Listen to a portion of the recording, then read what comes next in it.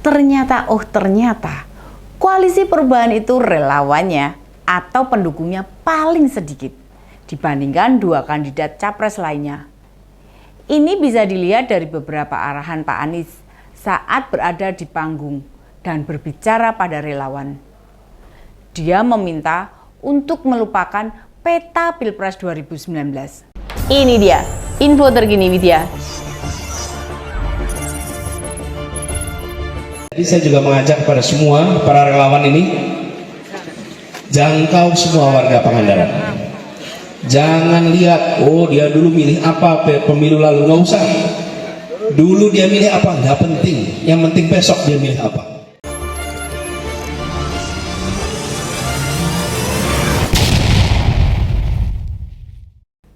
Mengapa arahan melupakan peta Pilpres 2019 itu penting?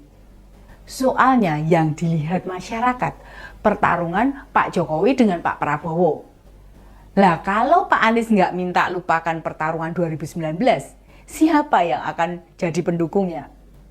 Sementara saat ini, masyarakat sulit lupa perjalanan Pilpres 2014 dan 2019. Di sisi lain, Pak Prabowo juga dekat serta sering bersama keluarga Pak Jokowi. Rekonsiliasi Pak Jokowi dan Pak Prabowo diakui atau tidak mengancam eksistensi koalisi perubahan. Artinya, pemilih lama atau setidaknya yang sudah memilih 2019 cenderung kembali mengingat apa yang sudah pernah terjadi. Kemana pilihan pendukung Pak Jokowi? Ya ke Pak Ganjar. Sementara pemilih Pak Prabowo masih tetap. Ada jutaan pemilih baru, pemilih milenial, pemilih remaja yang lumayan potensial untuk diajak.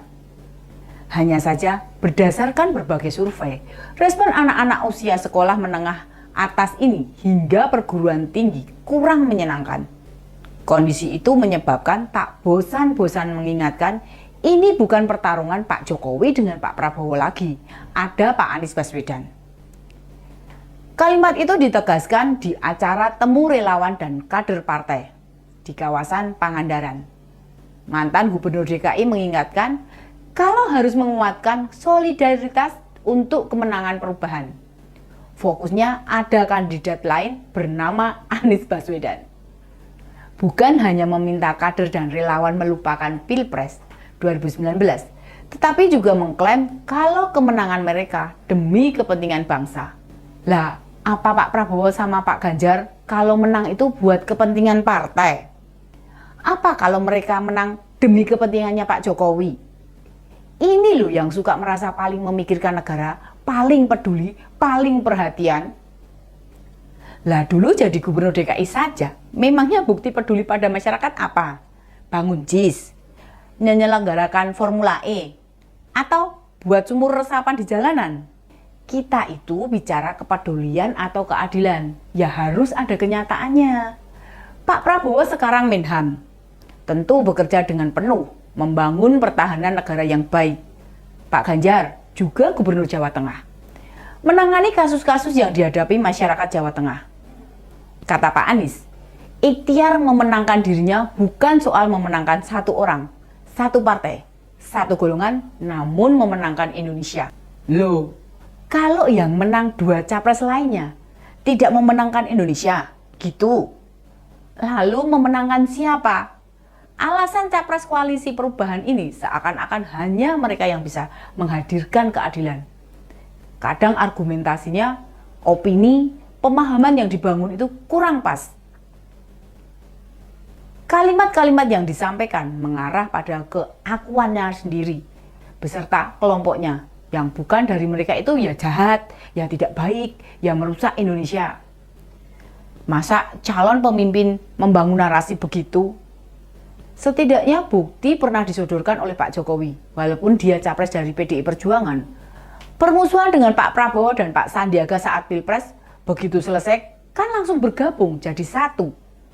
Ini tidak ada di negara manapun, bahkan sebelum Pak Jokowi jadi presiden, belum pernah ada seorang calon presiden bersedia jadi menteri presiden terpilih. Teman-teman saya banyak yang marah-marah, emosi, ngomel-ngomel, malah kecewa dengan Pak Prabowo. Loh, Bukankah dulu di situ yang kalian dukung? Kalau mau bergabung kan malah baik. Hal begini tidak mudah. Pak Prabowo bersedia bergabung pada kabinetnya Pak Jokowi. Itu bukan perkara mudah loh. Ancamannya kader partai bisa pada kabur atau meninggalkan mereka semua. Alhamdulillah, Pak Prabowo bisa menjelaskan pentingnya bergabung bersama Pak Jokowi dibandingkan kalau menolak ajakan masuk kabinet. Mungkin Pak Prabowo memang punya pengalaman tidak mengenakan tahun 2014 waktu berpasangan dengan Pak Hatta Rajasa. Kan ya kalah. Tapi usai itu mereka tidak berada di kabinet. Ketegangan politiknya lebih tajam. Sementara 2019 ini suasana politik lebih cair. Banyak yang kemudian melupakan apa yang pernah terjadi di 2019. Rentetan peristiwa penting tersebut bakal sulit dilupakan. Makanya Pak Anies kemanapun terus mengingatkan kalau 2024 ada dirinya di sana. Ya cuma kendalanya belum ada pasangannya. Kubu Pak Ganjar sudah mengerucutkan 5 kandidat pendamping dari 10 nama alternatif atau yang mewarnai dinamika partai. Kalau Pak Prabowo lebih santai, tidak kesusu atau gusa-gusu. Lah kenapa mesti tergesa-gesa? Dia aja hidup sendiri setelah bercerai dari Bu Titik Soeharto. Ya nggak masalah, tidak ada pendamping. Sadar akan beratnya tantangan, makanya pilihan melakukan konsolidasi meyakinkan pemilih, menguatkan relawan itu yang bisa dilakukan koalisi perubahan. Kalau belum apa-apa sudah menyerang, bisa lebih hancur lah kondisi mereka. Mereka orang baik, memperjuangkan kebaikan dan tujuannya juga baik.